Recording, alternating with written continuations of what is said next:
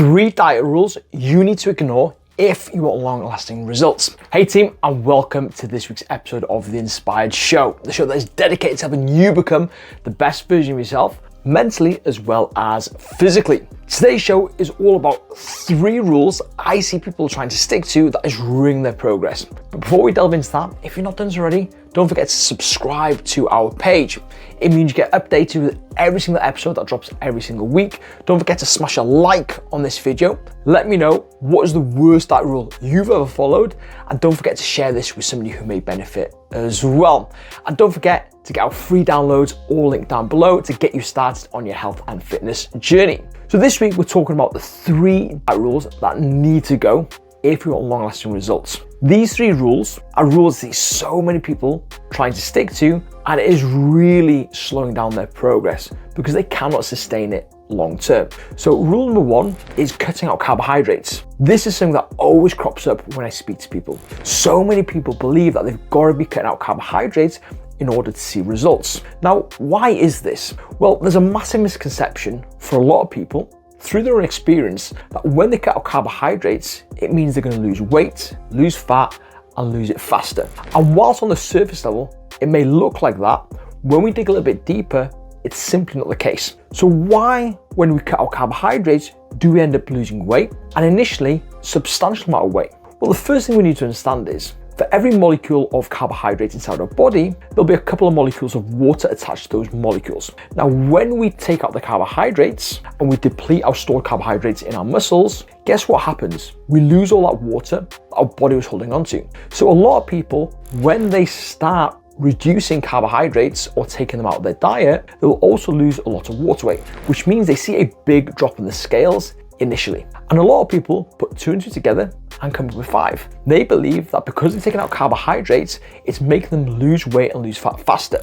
But what they're simply losing is they're losing that water weight alongside a little bit of fat loss. And what happens for a lot of people is when they start eating carbohydrates again, their weight spikes back up because not only are they storing carbohydrates in the muscles, they're also starting to store more water as well. And again, people put 2 and 2 together and come up with 5.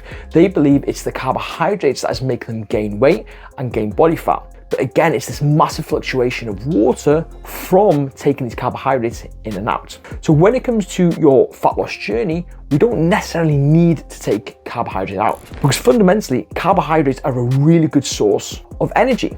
And it is our body's preferred source of energy, especially if you're training, you're doing any running, lifting weights, or you're quite active in general.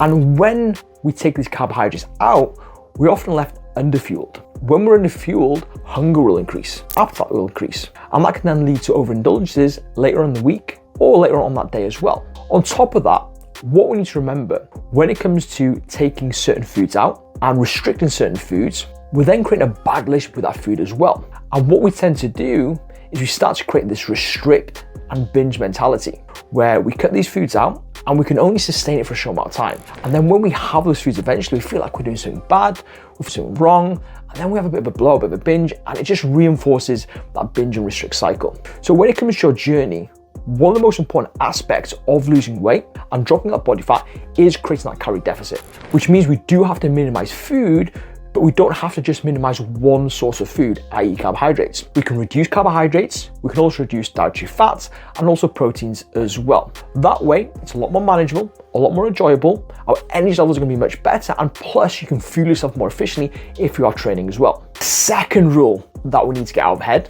is eating after a certain time in the evening is gonna stop you from losing weight. Now, a lot of people have this theory that if you're to eat late at night, when you go to sleep, all this food is going to be sitting in your stomach and your body's not going to be using it because it's sleeping, it's resting, and that food is going to be stored as body fat. Now, granted, when you're asleep, you are going to be utilizing less energy. However, just because you eat after 8 o'clock, your body doesn't start magically storing body fat at 8:01. When it comes to weight loss, it doesn't really matter what time you consume your food. Providing you are eating in a calorie deficit and you have sufficient daily movement, you will lose body fat and lose weight regardless of when you consume that food. So when it comes to the timings of your meals, I wouldn't worry too much about it. There isn't a hard cut-off point for that. If you enjoy having a little bit of food later on in the day, that's absolutely fine. And for some people, having a meal, sometimes higher in carbohydrates towards bed, can actually be beneficial because it can help them relax, help them unwind, help with things like melatonin production, and in turn, can give you a better night's sleep. Now, the only word of caution I would say around this is you do want to avoid having a really heavy meal right before going to bed. Not because it's going to magically make you gain fat because it's eating late at night. However, it could potentially impact digestion and impact quality of sleep, which could then indirectly impact hunger and appetite the next day, and also energy levels. But all in all, there isn't a magical cutoff point that you need to be adhering to when it comes to your fat loss journey. And having this strict rule can sometimes lead to the effort mentality. Whereas if you eat after a certain point in time, you feel like you've ruined it and you've undone your hard work, and that can lead then self-sabotage. Rule number 3 is cheat days are allowed. Now, this is one of the most ridiculous rules I hear. People having cheat meals and cheat days. Now, I'm not saying that you cannot have a takeaway. You cannot have an indulgent meal. You can't have a piece of chocolate or some crisps. By all means, yes, you can. However, when you label things a cheat, whether it's a meal or a day, what you're doing subconsciously is you're creating a bad relationship with those foods.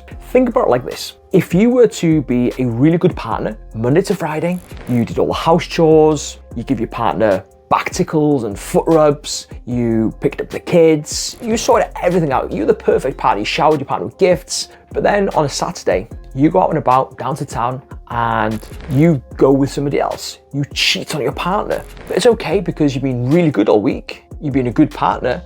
So one cheat day a week doesn't really matter. Like logically, it would matter. It would imply you're doing something wrong. The same goes for your food. If you believe that eating certain foods are being good and eating certain foods are a cheat on your diet, then you're building a poor relationship with that food. So let's take a takeaway, for example. If you believe that takeaway should only be eaten on a cheat day or a cheat meal, let's say for whatever reason, you end up having a takeaway on a night where it wouldn't normally be your cheat day or cheat meal, that for a lot of people would send them into self-sabotage because they believe they've done something wrong. They believe that they've done something bad. They believe that they cheat on their diet, and they get into the effort mentality, and it reinforces this perfectionism, this all-or-nothing mindset. So when it comes to your journey, yes, by all means, if you want to have a takeaway, you want to have a bit of chocolate, have it. But don't label it a cheat. You're not doing anything wrong or anything bad by having a takeaway. You're simply having a takeaway. And one thing that I teach my clients as part of building a better relationship with food is there's no good or bad foods inherently. Granted, there are more nutritious foods and less nutritious foods, but providing 75-80% of the time you're nourishing your body with minimally processed foods, high in fiber, high in protein, vitamins and minerals, then 20-25% of the time, if you decide to have something that's a little bit more indulgent, something slightly less nutritious, there's nothing really wrong with that. And you can also factor that into your daily amount of calories that your body needs for your goal, and you can still see great results. So when it comes to your journey, stop labeling things as a cheat or good or bad, because that is a rule that you need to let go of. Otherwise, you're going to keep you stuck in that all-or-nothing mentality. So I would love to know which one of these 3 rules is holding you back the most. If you let me know in the comments, then I will send you a free resource to help you overcome that one in a bit more detail. But thank you so much for joining in. Don't forget to drop a follow and subscribe to the page. Head over to all our social media pages, drop us a follow there. We post content every single day, helping you become the best version of yourself. And don't forget to download our free startup guide to get you started on your journey.